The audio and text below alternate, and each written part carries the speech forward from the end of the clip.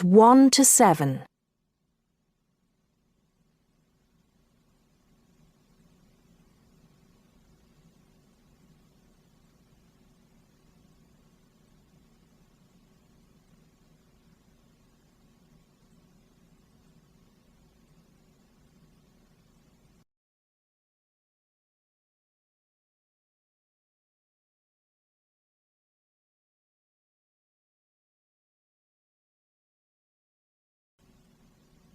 Now listen carefully and answer questions 1 to 7. Today, it is well known that CFCs, or chlorofluorocarbons, can do immense damage to the ozone layer, which protects the Earth from harmful radiation from the Sun.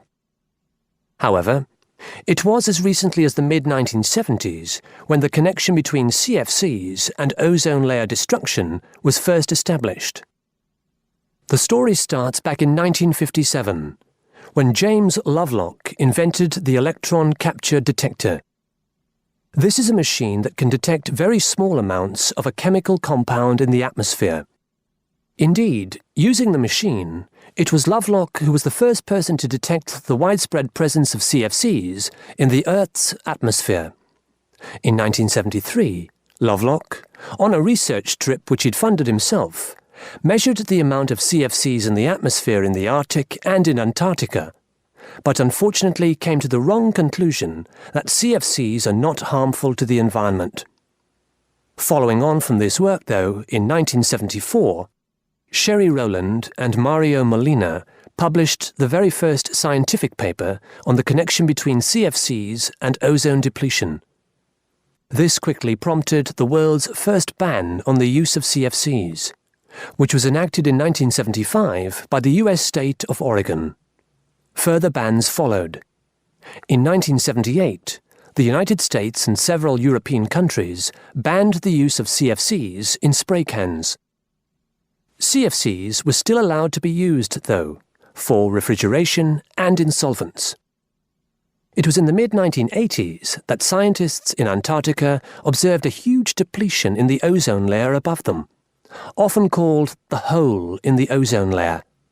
This led, in 1987, to the signing of the Montreal Protocol, which called for further reductions in the production and use of CFCs, and then, 2 years later, to a European Union agreement to ban the production of all CFCs by the end of the century. Before you hear the rest of the talk, you have some time to look at questions 8 to 10.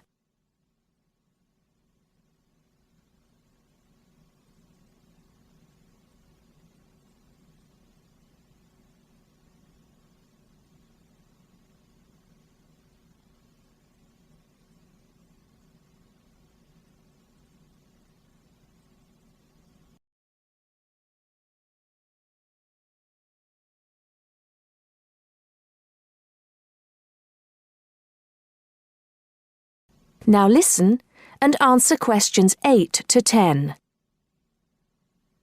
So why exactly are CFCs so harmful? One of the reasons CFCs were so popular in the production of solvents and refrigeration coolants is that they are unreactive. That is, they don't react easily or at all with other chemical compounds. It's this property, however, that also makes them dangerous. Because they are unreactive, it's very difficult for them to be broken down. This gives them a long lifespan, more than 100 years in some cases, and allows them to rise into the upper levels of the atmosphere, the stratosphere, unchanged. There, ultraviolet radiation from the sun starts to break them down, freeing the chlorine atoms from the CFCs. It's this chlorine that helps destroy the ozone there.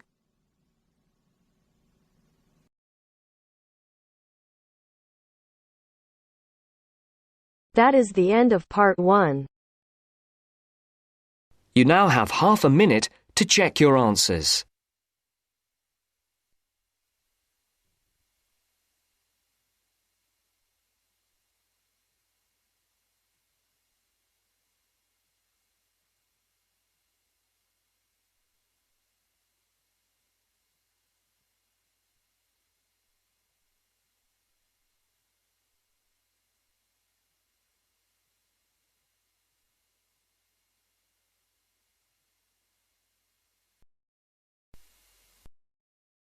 Now turns to part 2.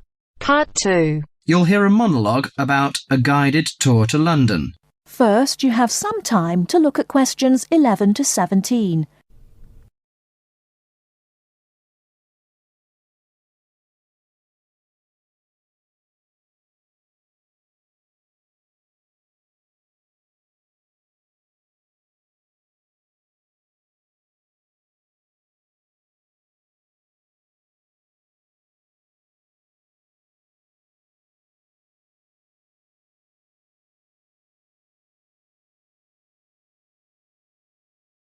Now, listen carefully and answer questions 11 to 17.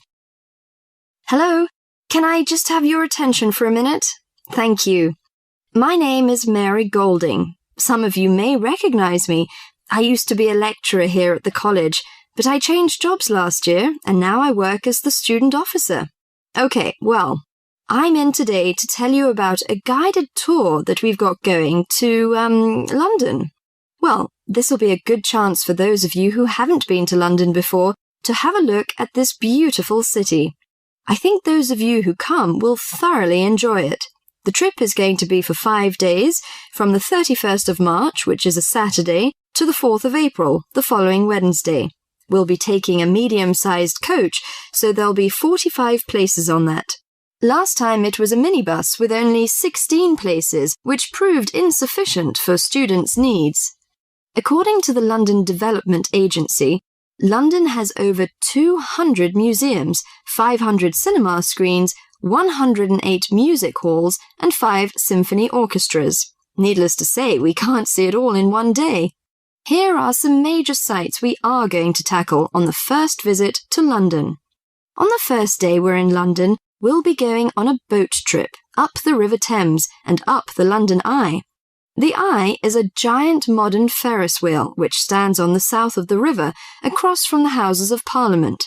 The boat cruise is included in the cost of the trip, so you won't need to worry about spending extra money. But you have to pay to ride the Eye to gaze out over the vast city. After that, we'll visit the Houses of Parliament. The Houses of Parliament, also known as Westminster Palace, was designed in the Gothic style. One of London's famous landmarks, Big Ben, the clock tower named for its 13-ton bell, is also found here. You can have a free visit up there. I think you all know Westminster Abbey, one of the most visited Christian churches in the world. There is no admission charge for this, but there are lots of souvenir shops around, so you might need some money for those.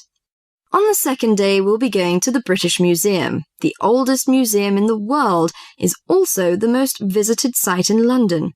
You have to pay to get in there, but it's not expensive. Before you hear the rest of the talk, you have some time to look at 18 to 20.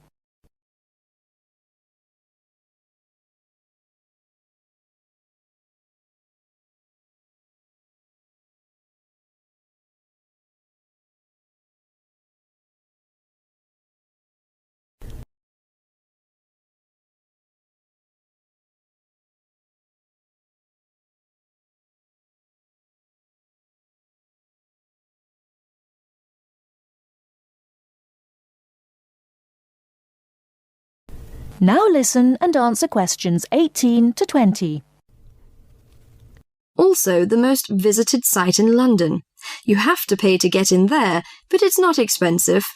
The museum's newly constructed £100 million Great Court, a 2-acre square enclosed by a glass roof, is the largest covered public square in Europe. It is called the Great Court.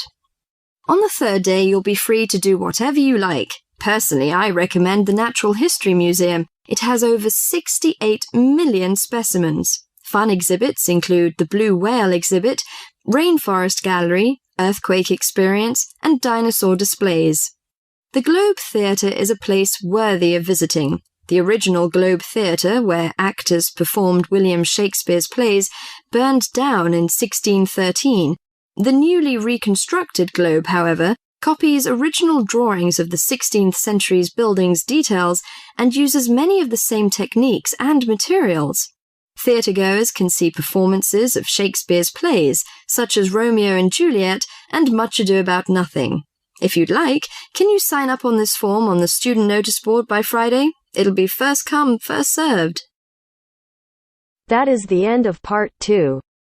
You now have half a minute to check your answers.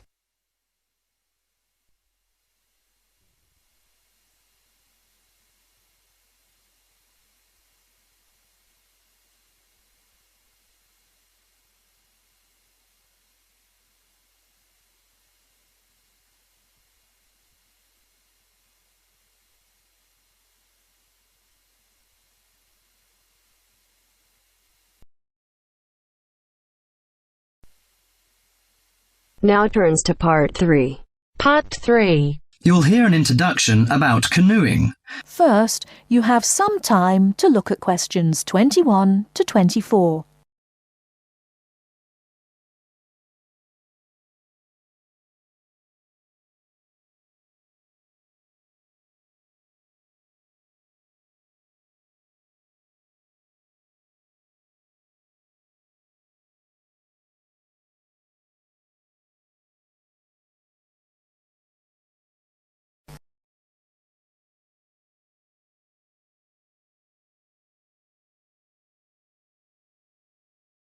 Now, listen carefully and answer questions 21 to 24. Have you imagined paddling around on a river in a small boat? Canoes, which are narrow boats and usually hold 1 or 2 people at the most, are particularly well known for being unstable and turning over in the water.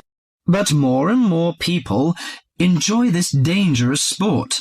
Today, Cynthia Bocci, an adult education teacher and an addict of canoeing as well, will share her experience of canoeing with us. Cynthia, when did you begin this sport? Well, I started it 6 or 7 years ago, and soon I got attracted by the exercise. I have to admit that it brings me great fun. It's become part of my life.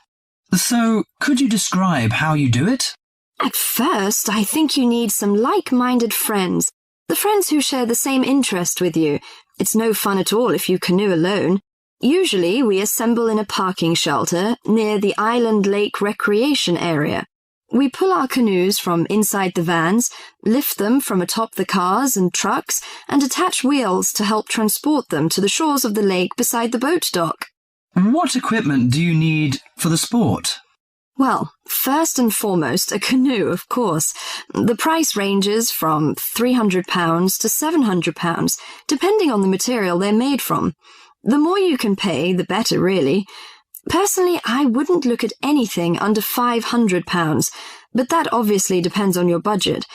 You also need a hard helmet to protect yourself against rocks when you fall out of the canoe, and believe me, that is very likely to happen. Because of this, it's a must for a beginner to wear a wetsuit. Oh, bathing suits don't work really. Sometimes a life jacket is a necessity in case you fall into water and no one else is nearby. Before you hear the rest of the talk, you have some time to look at questions 25 to 30.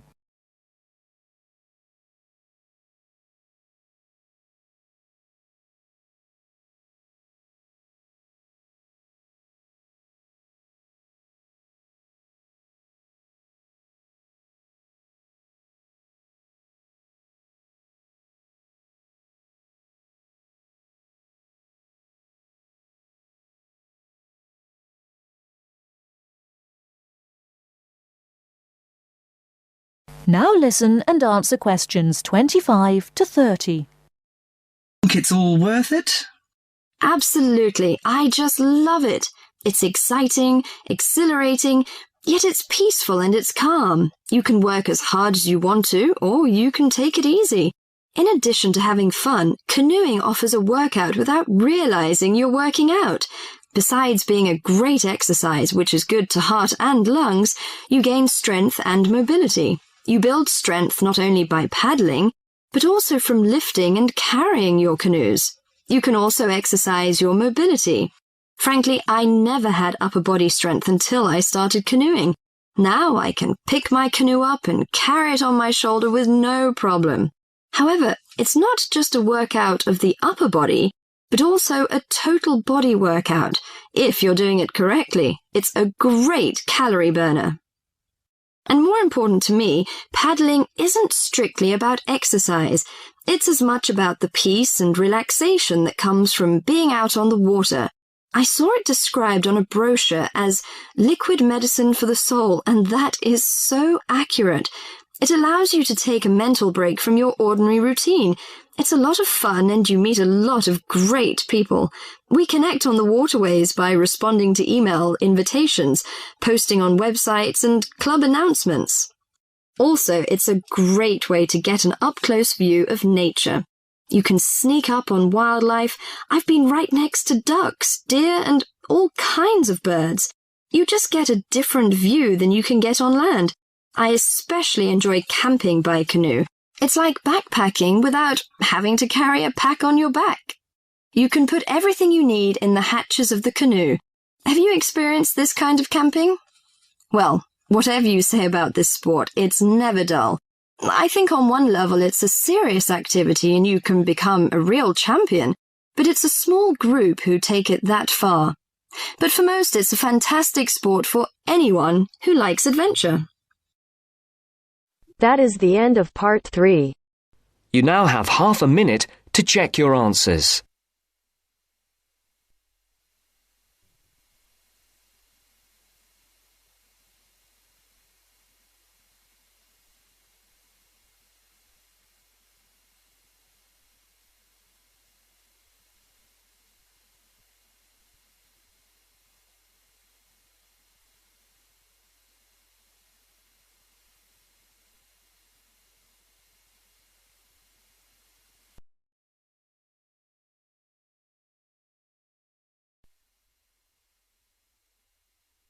Now turns to part 4.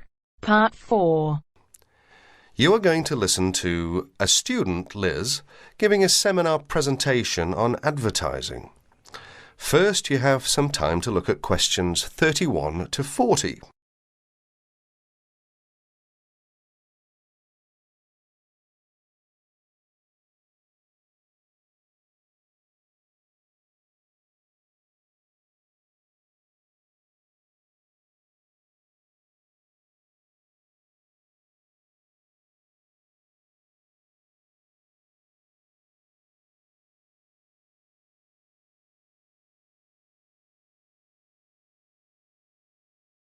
Listen to the talk and answer questions 31 to 40. Today, Liz is going to give her presentation. Liz? For my presentation, I looked at the different forms of advertising, especially at how women are portrayed by the media. So, Liz, tell us what different forms of advertising you looked at. As you can see from the outline on the screen, I looked at a wide variety of different medias, including billboards, television ads, newspapers and, of course, the internet. Oh yes, I almost forgot. I also looked at films. And what was your main finding? Well, I've brought some samples in to show everyone, which I hope will make it a little clearer. But first of all, I'd like to take a look at this first advert, which is from, believe it or not, a popular women's magazine. Now, even though this is a women's magazine, as you can see, women are portrayed in what we might call a submissive role. That is to say, that they are always the ones doing the housework, going shopping, or caring for the baby. In fact, you may notice that most adverts concerned with household products, such as cleaning materials, as well as food and baby items, are generally directed at women. Another thing you may notice about the women is that they are nearly always very slim and beautiful, even middle-aged women. None of them are ever shown to be poorly dressed or to be overweight. So, Liz, how are men normally portrayed in these adverts? Well, if you take a look at the next picture, which is in fact from the same magazine, you will notice that men are seen to be strong, powerful and in charge. They give the image of being in charge, being the ones who make the decisions. And generally, they are dressed either in sports clothes, showing their prowess or fitness, or a business suit, which serves to depict their social status. You mentioned that you also looked at films. Do these same images apply to the movie industry?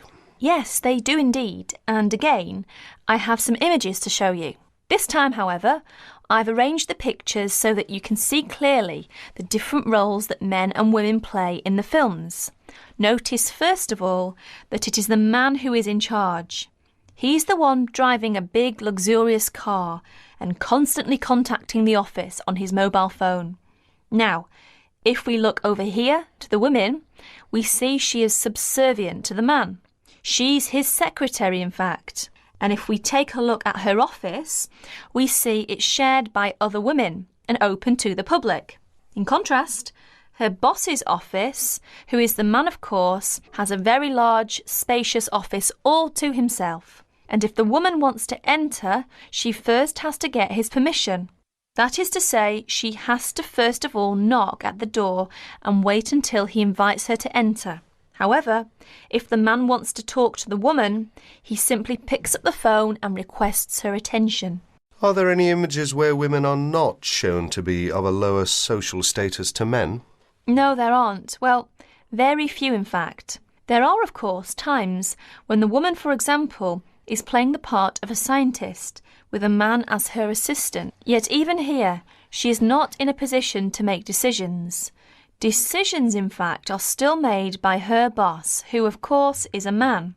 In other less extreme conditions, such as we can see here, the woman is playing the role of a housewife and mother, while her husband goes out to work to earn the money.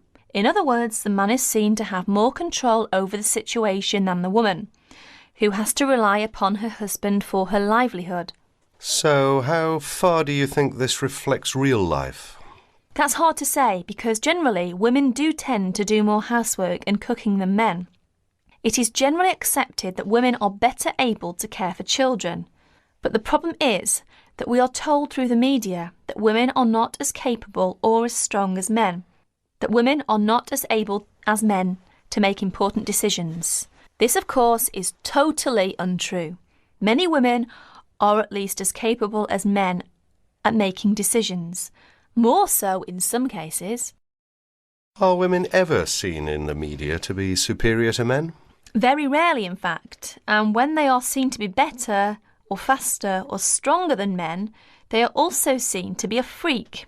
You know, someone with superhuman powers. In other words, they are not seen to be an ordinary person like you or me. Why do you think that is? It's probably because if people know it's too ridiculous to be true, then they are not going to believe it. This way, it won't harm men's image. So, what's the internet like? In fact, I think the internet is probably the worst of all the media. I don't know why exactly, but I think it's probably because there is little or no control over the internet. Instead, the internet is seen as a type of no man's land, if you like.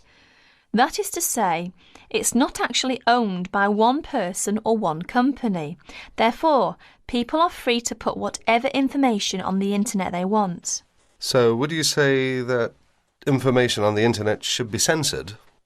I think there should be some control over the internet because some of the images are dangerous. Dangerous? Yes, indeed. For adults, I guess it's not such a big problem because mature people are able to decide for themselves what to believe and what not to believe. But children are a different matter.